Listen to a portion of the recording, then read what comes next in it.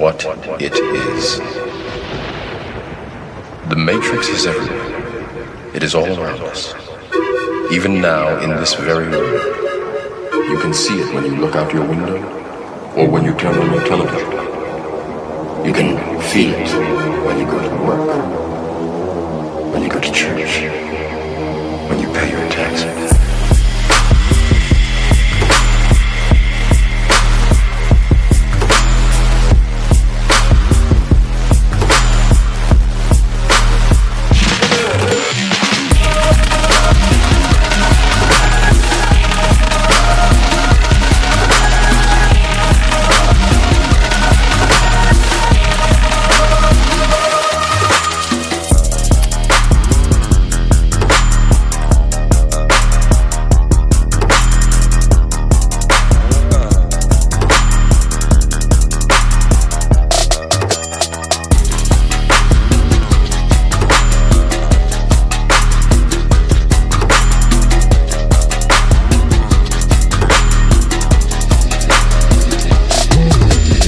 It is the world that has been pulled over your eyes to blind you from the truth.